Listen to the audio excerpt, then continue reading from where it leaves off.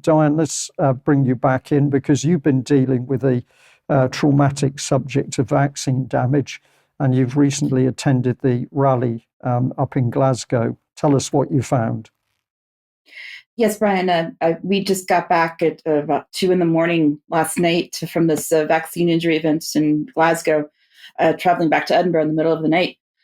Not a fun place to be on the M8 at 1 a.m. when it's raining. But so first, I want to say that this was an event called the Bring the Noise podcast, vaccine injury, fundraising event sponsored by Bring the Noise podcast. John Watt, who has been interviewed previously on the UK column. I believe we have a little video clip of the supporting act.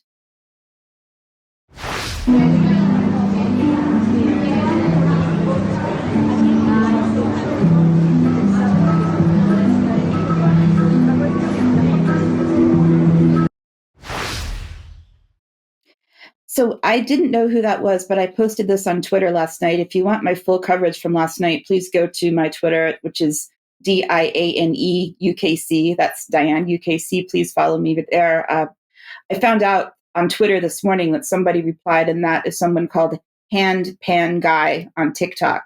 And Mike told me that he is commonly seen at other similar events, that the kind of music that he plays sort of meant to chill people out. And I was definitely feeling chilled out. And I was very interested in that instrument that he was playing, which apparently he makes himself. So it was really interesting to hear that. So, which was good for what was to come, because I would say the rest of the event was quite obviously emotional, very sad for those who are there who are seriously injured and seeking answers, and also just because of the controversial nature of the panel. So if we can go through this photo that I have from the panel, going from left to right in the picture, we have John Watt, Alex Mitchell, who was vaccine injured, Adam Rowland, who is very, very sweet. I met him last night, and Debbie has interviewed him on the column previously. We have Dr. Tina Piers, we have Dr. John Campbell, and Neil Hanby, who is an Alba MP up here in Scotland. I would like to note that this is a UK column exclusive. Somebody said, I think it was John Watt, who asks if there are any journalists in the audience. I know UK column is here tonight. You guys are sound. And so, of course, I raised my hand and cheered at that one. There weren't any other media organizations there that I could see. So I was really happy to be there to at least support the vaccine injured, regardless of what we might think of some of the panelists one way or the other.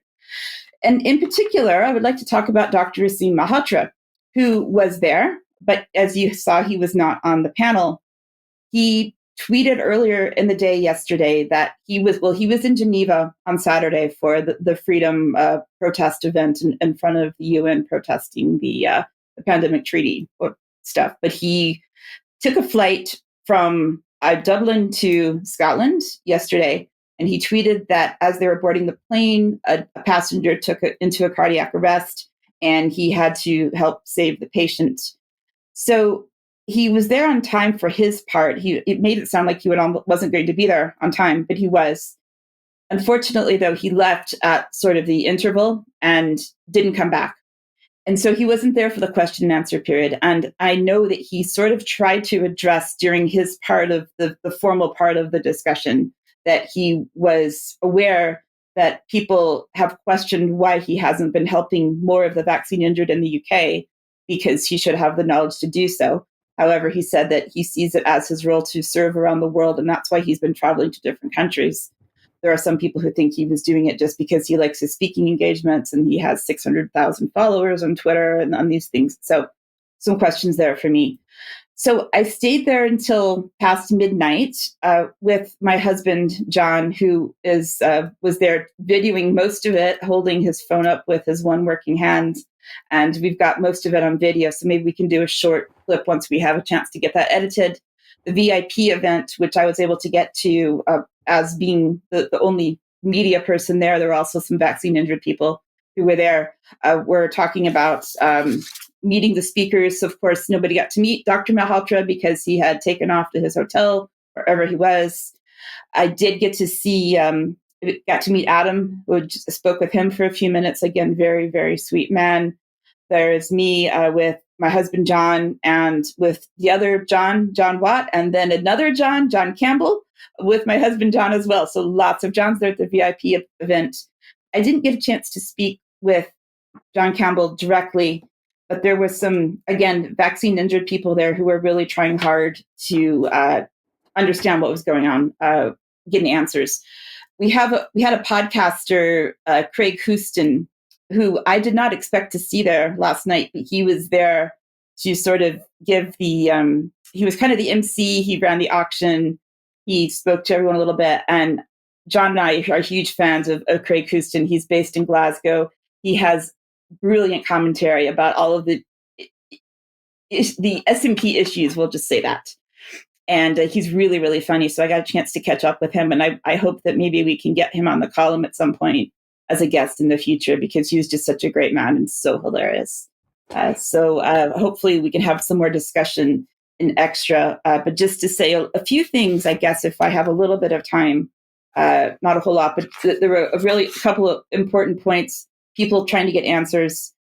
One of the biggest reveals that I found was really, really interesting about some of the Q&A in particular was, for example, there was an A&E doctor who was there, who was obviously very switched on, very awake to what's been happening.